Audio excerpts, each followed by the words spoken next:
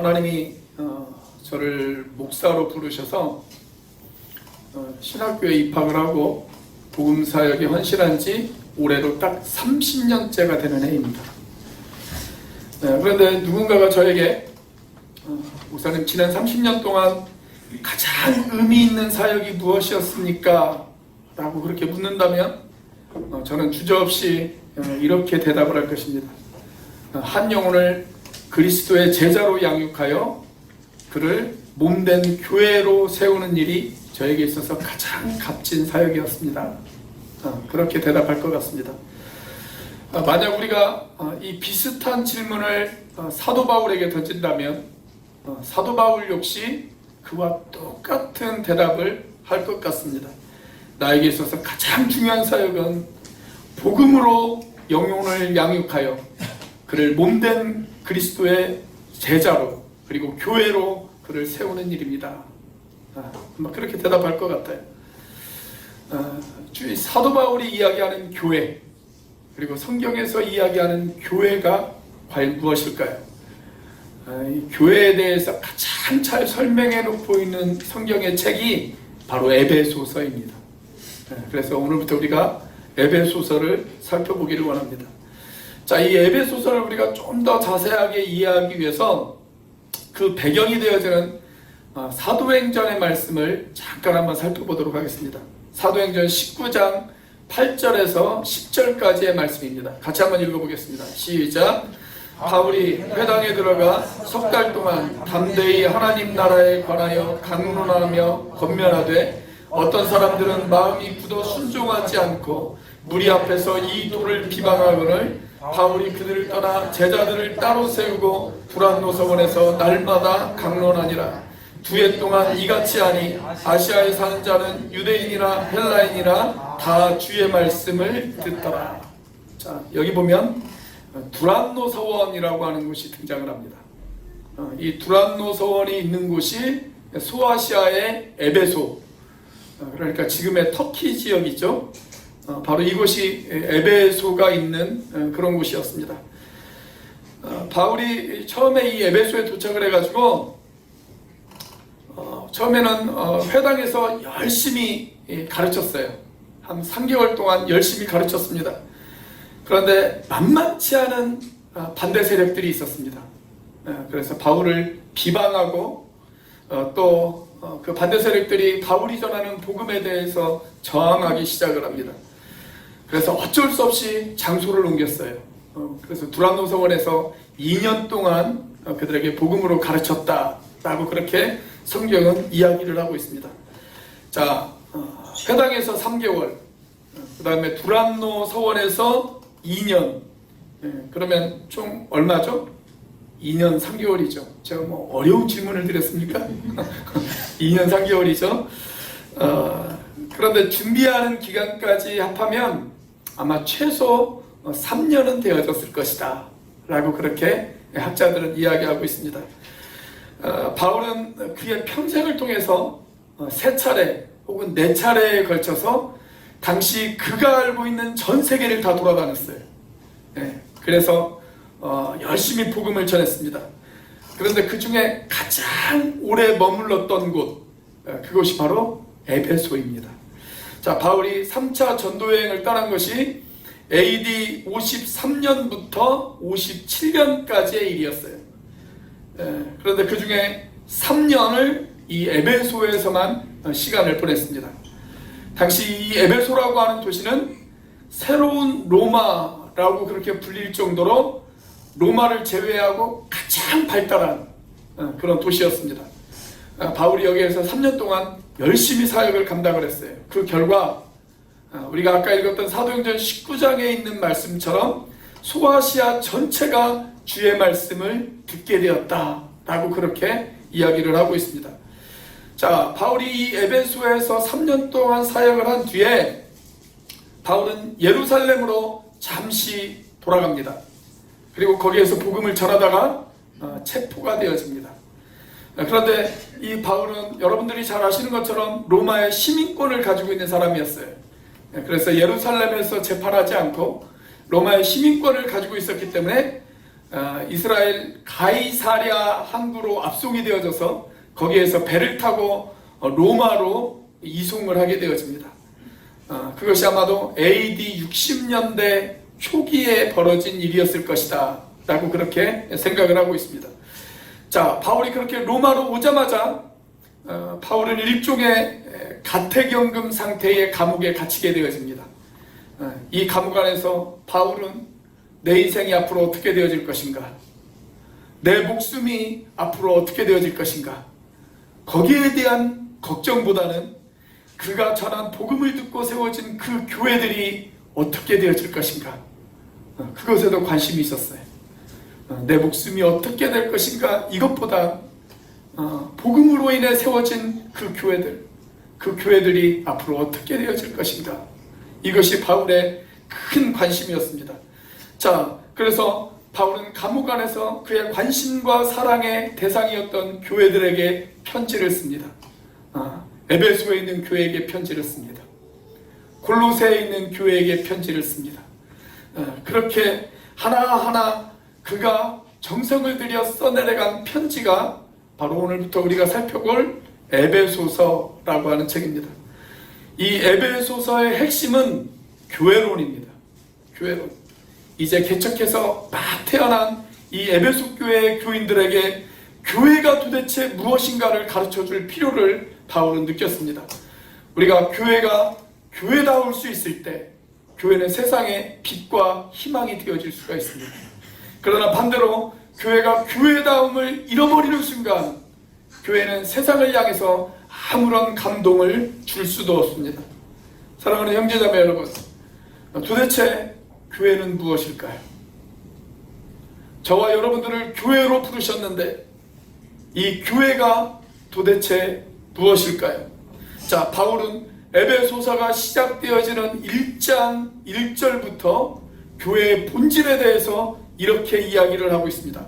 교회 도대체 무엇일까요? 첫째로 교회는 성도들의 공동체입니다. 교회는 성도들의 공동체입니다. 자, 오늘 본문 1절 말씀을 같이 한번 읽어보겠습니다. 시작. 하나님의 뜻으로 말미암아 그리스도 예수의 사도된 바울은 에베소에 있는 성도들과 그리스도 예수 안에 있는 신실한 자들에게 편지하노니. 자, 바울이 이 구절을 이렇게 쓸 수도 있었어요. 에베소에 있는 그리스도인들에게 편지하노니, 이렇게 쓸 수도 있었습니다. 자, 그런데 바울이 여기서 이 편지를 쓰면서 그리스도인이라고 하는 말 대신에 그 말을 대체할 수 있는 두 가지의 별명을 사용합니다. 자, 하나는 성도라고 하는 말이고 다른 하나는 신실한 자라고 하는 말입니다. 여러분, 성도 그리고 신실한 자, 이런 말을 들으면 여러분들 어떤 느낌을 받으세요? 머릿속에 우리가 쉽게 생각할 수 있는 이미지, 윤리적으로, 도덕적으로, 영적으로 꽤 수준 높은 사람에 있는 사람, 그런 느낌을 여러분들 받지 않으십니까? 여러분들이 만약 그런 느낌을 받으셨다면 이 단어를 잘못 이해하신 것입니다. 우선 성도라고 하는 말을 우리가 한번 생각해 보도록 하겠습니다. 이 성도라고 하는 말이 영어 성경으로 보니까 saint라고 되어져 있어요. saint. 성자라고 하는 말이죠. 성자. 여러분 굉장히 보이지 않습니까? 성자. 이 말이 가져다주는 느낌을 우리가 좀 실감나게 알아보기 위해서 우리 앞뒤 좌우에 있는 분들에게 이렇게 한번 인사해 보겠습니다. 당신은 참 성자 같으시네요. 한번 인사해 보세요. 한번 인사해 보세요. 여러분 어때요? 여러분들에게 성자 같다라고 하는 말을 들었을 때 여러분들 어떤 느낌을 받으십니까? 굉장히 부담스럽지 않으십니까? 그 말이? 이 성도라고 하는 말을 영어 성경 saint라고 번역했는데 저는 이 번역도 그래서 잘못된 번역이라고 생각이 되어져요. 적절하지 않은 번역이에요. 이 단어는 윤리적으로, 도덕적으로, 영적으로 어떤 높은 수준에 올라간 사람들을 가리키는 그런 단어가 아닙니다. 이 성도라고 하는 말을 우리가 다른 말로 바꿔서 이야기한다면 구별된 사람들이라는 말로 바꿀 수가 있습니다. 구별된 사람들. 제가 오늘 예배를 드리기 위해서 지난주에 제가 가지고 있는 여러 와이셔츠 중에 한 벌을 이렇게 따로 제쳐 놓았습니다. 오늘 예배를 드리기 위해서 제가 가지고 있는 여러 와이셔츠 중에 하나를 따로 구분해 놓은 것이죠. 그래서 그것을 세탁소에 맡겼어요. 세탁을 열심히 해서 또 예쁘게 다림질을 하고 오늘 이렇게 입고 왔습니다. 그러니까 이 와이셔츠는 제가 오늘 예배를 드리기 위해서 제가 가지고 있는 여러 와이셔츠 중에 하나를 따로 그냥 구별해 놓은 것 뿐이에요. 구별해 놓은 것. 여러분 마찬가지입니다. 이 세상에 존재하는 수없이 많은 사람들, 그 사람들 가운데 하나님은 하나님의 뜻과 하나님의 목적을 이루기 위해서 우리를 구별해서 선택해 놓으셨어요. 그게 바로 성도라는 거예요. 그게 바로 성도. 내가 잘나서가 아니에요. 내가 어떤 높은 수준에 올라가서가 아닙니다. 그냥 세상에 있는 사람들과 똑같은 사람들인데 그 중에 하나님께서 구별해 놓으신 거예요. 구별해 놓으신 거예요. 자, 그렇다면 그 다음에 등장하는 신실한 자라고 하는 말은 무슨 말일까요?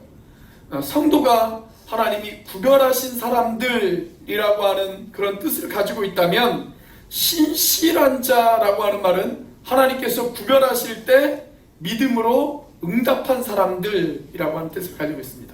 믿음으로 응답한 사람들.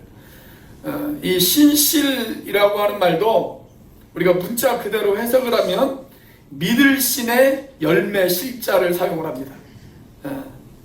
그래서 믿음직하고 착실한 사람, 그런 사람을 가리켜서 신실한 자, 그렇게 우리가 이야기를 해요. 그런데 여러분, 우리가 우리 자신을 알잖아요. 우리가 그렇게 믿음직하고 우리가 그렇게 착실한 그런 사람은 아니잖아요. 그렇죠? 이 말도 우리가 한번 실감하기 위해서 옆에 있는 분들에게 이렇게 한번 인사를 해보도록 하겠습니다. 당신은 참 신실한 사람입니다. 한번 인사를 해보세요. 당신은 참 신실한 사람입니다. 여러분 어때요? 그 말을 들으면서 부담스럽지 않으세요? 내가 그런 사람이 아닌데 참 부담스럽지 않으십니까? 여러분이 신실하다라고 하는 말의 반대가 뭘까요? 신실한 말의 반대말, 신실을 거꾸로 읽으면 어떻게 됩니까? 실신이 됩니다. 실신. 실신. 잃을 실에 믿음신. 믿음을 잃어버린 사람들. 그러니까 우리가 믿음의 열매를 맺는 신실한 사람이 되어야지 믿음의 열매를 잃어버리는 그런 실신한 사람이 되어지면 안 됩니다. 우리 다시 한번 옆에 분하고 한번 인사해 보겠습니다. 신실한 사람이 되어야지 실신한 사람이 되면 안 됩니다. 한번 인사해 보세요.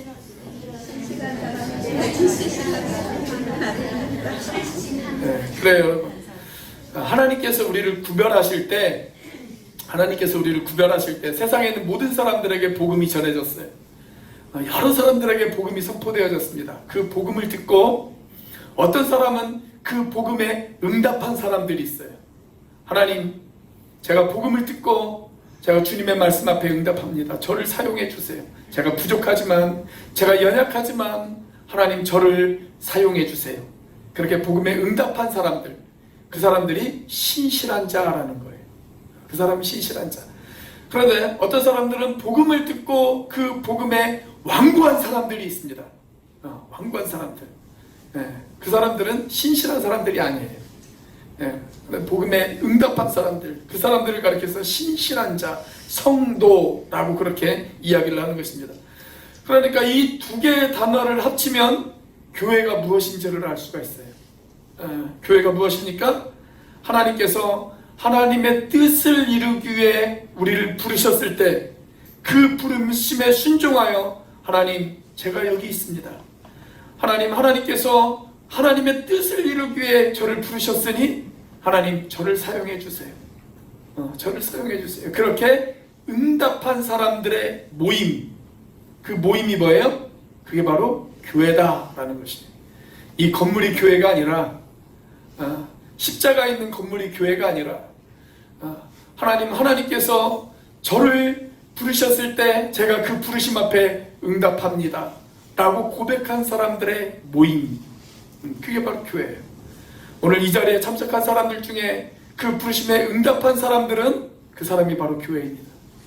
그런데 여전히 아직도 그 부르심 앞에 응답하지 못하신 분들이 이 자리에 계시다면, 이 자리에 있지만 그분은 안타깝게도 아직 교회가 아닙니다.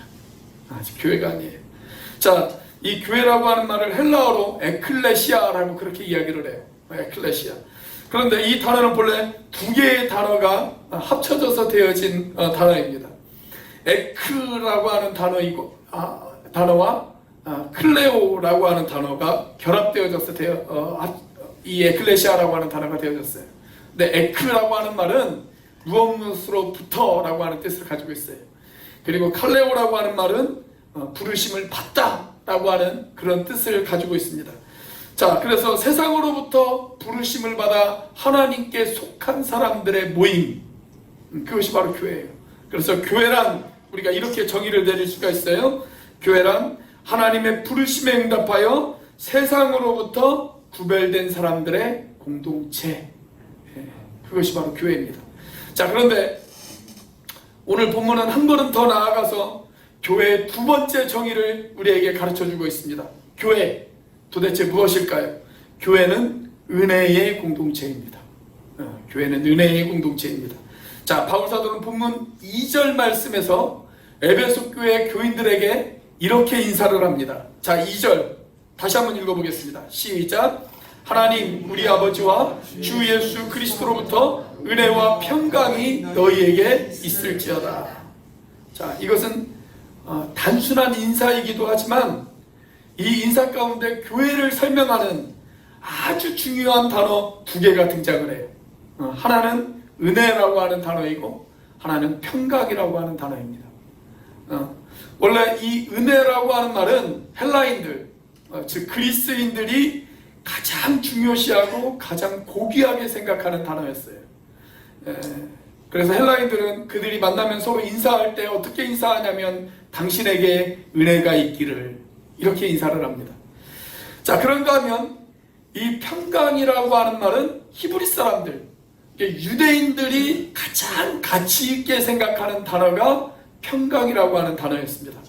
그래서 히브리 사람들은 서로 만나면 그들이 인사할 때 뭐라고 인사를 해요? 샬롬, 그렇게 인사하잖아요. 평강이 있기를, 샬롬, 그렇게 인사를 해요. 지금도 히브리 사람들은 만나면 샬롬, 그렇게 인사를 합니다.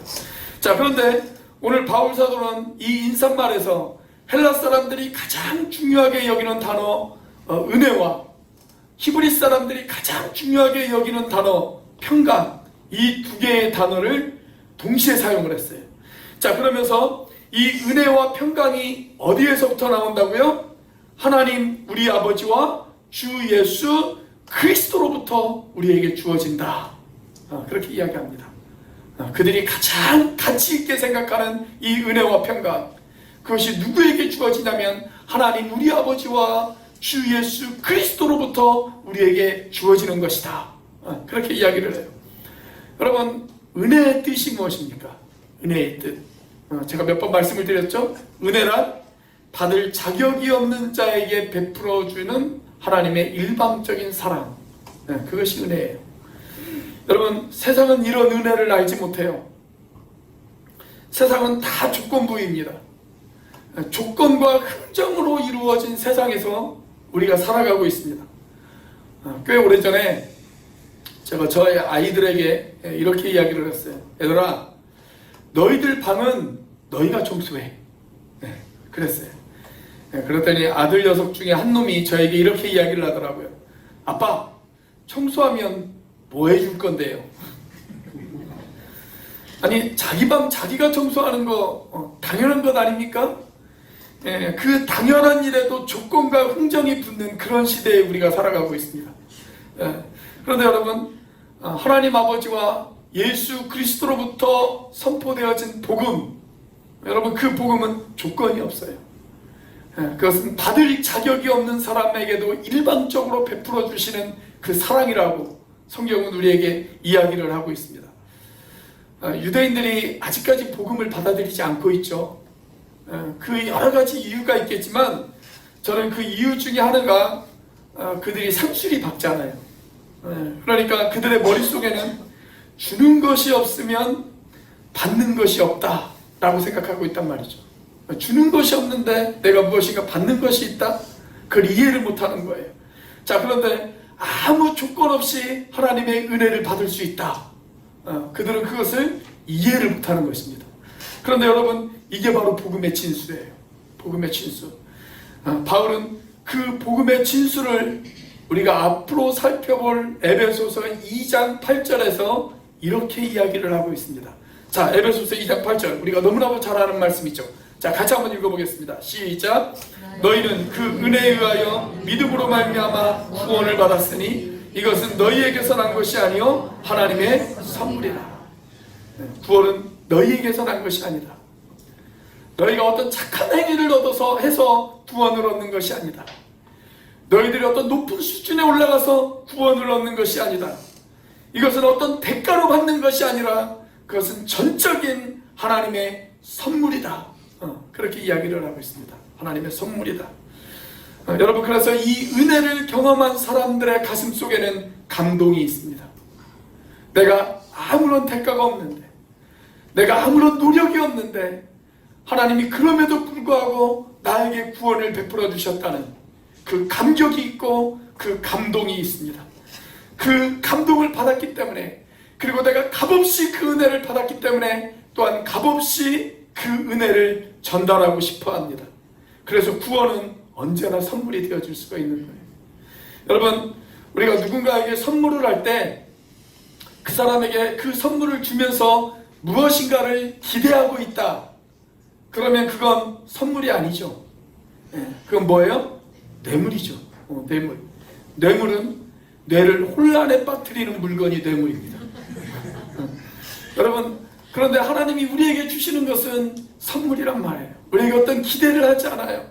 그냥 일방적으로 그분이 베풀어 주시는 사랑, 그것이 바로 하나님이 우리에게 주시는 구원이란 말이죠. 여러분, 이 조건 없는 구원을 선물로 받은 사람들, 그 사람들의 마음 가운데는 감사가 있어요. 그 사람들 마음 가운데는 감격이 있어요. 그 사람들 마음 가운데는 감동이 있어요. 교회가 어떤 곳이에요? 바로 그런 것이에요. 하나님으로부터 그 사랑을 받아서, 그 선물을 받아서 마음에 감동이 있고 감격이 있고 감사가 있는 사람들의 모임, 그것이 바로 교회인 것입니다. 그런데 우리들 마음 가운데 그 감격이 사라지고 그 감동이 사라지고 그 감격이 사라져버린다면 여러분, 그때부터 교회는 변질되기 시작하는 것입니다. 사랑하는 여러분, 저는 우리 온누리교회가 그 은혜의 부르심 앞에 감사할 수 있는 교회가 되어지기를 바랍니다. 저와 여러분들의 가슴 속에 그 감격이, 그 감동이 끊임없이 샘솟아날 수 있는 그런 교회가 되어질 수 있기를 주의 이름으로 축원합니다. 자, 교회 도대체 무엇일까요? 세 번째로, 교회는 평화의 공동체입니다. 교회는 평화의 공동체입니다. 저는 이미 세상은 참된 은혜를 모른다라고 말씀을 드렸습니다. 그런데 동시에 세상은 참된 평화를 알지도 못합니다. 세상은 끊임없이 평화를 요구합니다. 그리고 세상은 끊임없이 평화를 갈망합니다. 그리고 평화를 찾습니다. 그러나 세상은 아직도 그 평화가 무엇인지를 알지 못합니다. 자, 여러분, 평화는 어디에서 나올까요? 우리가 아까 읽었던 2절 말씀, 이렇게 기록되어 있죠. 하나님 우리 아버지와 주 예수 그리스도로부터 은혜와 평강이 우리에게 주어진다고. 그러니까 평화, 그 평화도 어디서부터 오는 거예요? 하나님 아버지와 우리 예수 그리스도로부터 우리에게 평화가 오는 거예요. 영국 왕실의 주치의로 있다가 복음의 부르심을 받고 유대한 강해 설교자가 되었던 마틴 로이드 존슨이라고 하는 목사님이 이런 이야기를 했습니다. 인류 평화를 위한 인간적인 노력이 열매를 맺지 못하는 이유는 평화를 왜 잃어버렸는지에 대한 진단을 제대로 내리지 못했기 때문이다. 이분이 의사 출신이잖아요. 그래서 아마 이런 말을 한 것 같아요. 왜 평화를 잃어버렸는가? 왜 사람들이 평화를 위해서 노력하는데 이 땅에 평화가 오지 못하는가? 그것은 평화를 잃어버린 진단을 제대로 내리지 못했기 때문이다. 그렇게 이야기를 해요. 자, 그러면서 말하기를 평화를 잃어버린 이유에 대한 제대로 된 진단을 내리기 위해서는 성경으로 돌아가야 한다. 그렇게 이야기를 합니다. 성경 밖에서는 결코 이 문제에 대한 해답을 발견할 수 없다라는 것입니다. 여러분, 우리가 평화를 잃어버린 진짜 이유는 무엇일까요? 평화를 잃어버린 진짜 이유. 성경은 우리가 평화를 잃어버린 이유에 대해서 죄 때문이다 라고 그렇게 해답을 내리고 있습니다. 죄 때문이다. 여러분, 평화로웠던 에덴 동산에 죄가 들어왔어요. 죄가 들어오자마자 어떤 일이 발생을 했습니까? 아담이 하나님을 두려워하기 시작해요. 하나님으로부터 도망치기 시작합니다. 하나님의 임재를 피해서 아담이 숨기 시작합니다. 하나님과 사람 사이의 평화가 깨져버린 것입니다. 자, 하나님과 사람 사이의 평화만 깨졌을까요? 아담과 하와의 관계는 어떻게 되어졌습니까? 에덴 동산을 거닐면서 당신은 나의 뼈 중에 뼈요 나의 살 중에 살이다 라고 고백을 했던 이 아담과 하와 사이에도 평화가 깨졌어요. 그래서 아담은 하와를 향해 뭐라고 이야기를 해요? 하나님, 저 여자 때문입니다. 저 여자 때문입니다. 그렇게 이야기하잖아요. 손가락을 잘해야 돼요. 이쪽을 향해서 이야기하면 혹시 상처받으시는 분들이 계실까봐. 하나님, 저 여자 때문입니다. 아담이 그렇게 이야기하지 않습니까? 하와는 또 뭐라고 이야기해요? 하나님이 만들어 놓으신 뱀 때문에 그랬습니다. 그렇게 이야기를 하잖아요. 사람과 사람 사이의 평화도 깨져버리고 말았어요. 자, 그렇다면 이 문제를 해결하기 위해서 어떻게 해야 될까요? 여기에 대한 해답을 알려면 에베소서 2장 11절 이하의 말씀을 설교할 때까지 기다리셔야 됩니다. 근데 그걸 기다리는 게 너무 힘들 것 같아서 정답을 먼저 말씀드리도록 하겠습니다. 자, 에베소서 2장에 있는 말씀입니다. 에베소서 2장 16절 같이 한번 읽어보겠습니다. 시작. 또 십자가로 이 둘을 한 몸으로 하나님과 화목하게 하려 하심이라. 원수된 것을 십자가로 소멸하시고. 여러분, 해답이 뭐예요? 십자가예요. 십자가. 예수님이 우리 죄를 짊어지고 십자가에 달리심으로 하나님과 원수되었던 우리가 다시 하나님과 화목하게 되어졌다. 하나님과의 관계가 평화가 깨졌는데 예수님이 십자가에 달리심으로 말미암아 그 평화를 다시 회복하게 되었다고 성경은 우리에게 그렇게 이야기를 하고 있습니다. 자, 그리고 이렇게 하나님과 화목하게 되어진 사람들이 그들의 모든 차이를 극복하고 다시 하나가 되었습니다. 사람과 사람 사이의 관계도 회복되어지기 시작합니다. 그게 바로 지난주에 권바울 선교사님이 이야기하셨던 에베소서 2장 18절의 말씀이에요. 에베소서 2장 18절의 말씀. 그 복음으로 말미암아, 그 십자가로 말미암아 사람들이 자신들의 모든 차이를 극복하고 하나가 되어집니다. 주인과 종이라고 하는 10분의 차이를 극복하고 그들이 한 형제가 되어집니다. 남자와 여자라고 하는 성별의 차이를 극복하고 그들이 한 형제가 되어집니다. 부자와 가난한 자라고 하는 신분의 차이를 극복하고 그들이 한 형제가 되어집니다. 그리고 이방인과 유대인이라고 하는 민족적인 차이를 극복하고 그들이 한 형제가 되어집니다. 그것이 복음만이 우리에게 가져다 줄 수 있는 평화다라는 거예요. 복음만이 우리에게 가져다 줄 수 있는 평화다. 그런데 우리가 그 복음으로 이 차이를 극복하고 한 형제가 되어졌고 한 자매가 되어졌는데 이것을 다시 계급을 나누고 신분을 나누는 것, 여러분, 그건 교회의 본질을 타락시키는 것이고 복음을 변질시키는 것입니다. 저는 3월 달부터 교회론에 대한 성경 공부를 하려고 지금 교재를 만들고 있는 중입니다. 교재를 만들면서 제 마음속에 계속 이런 질문이 하나 있었어요. 성경적인 교회, 정말 바람직한 교회란 어떤 교회일까? 그걸 한마디로 어떻게 정의 내릴 수 있을까? 거기에 대한 궁금증이 있었어요. 쉽게 대답이 생각나지 않더라고요. 성경적인 교회, 정말 바람직한 교회를 한마디로 어떻게 표현할 수 있을까? 아주 쉬운 말로 어떻게 표현할 수 있을까? 거기에 대한 해답을 쉽게 내리지를 못했습니다. 그러다가 최근에 우리 안경남 장로님 하는 이야기를 듣고, 그리고 또 오늘 본문을 묵상하면서 제가 거기에 대한 해답을 이렇게 내렸습니다. 우리 안 장로님이 이렇게 이야기를 하시더라고요. 과거에 누군가에게 우리 교회 오라 이런 말을 쉽게 하지를 못하셨대요. 그런데 이제는 자신 있게 우리 교회로 오십시오 이렇게 이야기할 수 있답니다. 물론 저는 우리 교회가 성경적 교회라고 하기에는 아직도 갈 길이 너무나도 멀다 라고 생각합니다. 그러나 우리가 정말 우리 안에 그 은혜와 평화를 사모하는 마음이 있다면, 주님으로부터 우리에게 주어지는 그 은혜와 평화를 우리가 사모하는 마음이 있다면, 그래서 정말 하나님이 원하시는 그런 교회 만들기를 우리가 힘쓴다면, 여러분, 저는 우리 오늘의 교회가 그런 공동체로 쓰임받게 되어질 줄로 믿습니다. 하나님, 제가 하나님께서 원하시는 그런 교회로 세워지기를 원합니다.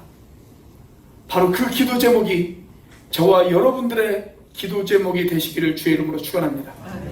우리가 이 에베소서를 열면서, 그리고 앞으로 이 에베소서를 계속 묵상하면서 저와 여러분에게 바로 그런 감동, 그런 도전, 교회가 교회되어지는 그러한 도전, 그리고 정말 하나님이 원하시는 교회를 만들고 싶어하는 그런 갈망과 열망들이 저와 여러분들의 가슴 속에 있기를 주의 이름으로 축원합니다. 기도하시겠습니다.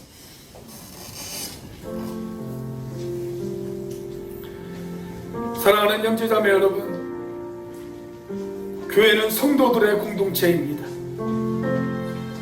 교회는 은혜와 평강의 공동체입니다. 자격 없는 우리들이지만 우리들을 세상으로부터 불러 모아주시고 그 은혜와 평강을 전파하기 위해서 우리를 교회 삼아주신 하나님, 이 에베소서를 통해서 우리가 교회의 본질을 깨닫고 정말 하나님이 기대하시는 교회, 하나님이 원하시는 교회, 정말 교회를 교회되게 하는 그런 마음이 우리들 가운데 있게 해달라고 우리 시간 같이 한번 한 목소리로 하나님 앞에 기도하도록 하겠습니다. 같이 한번 기도합니다.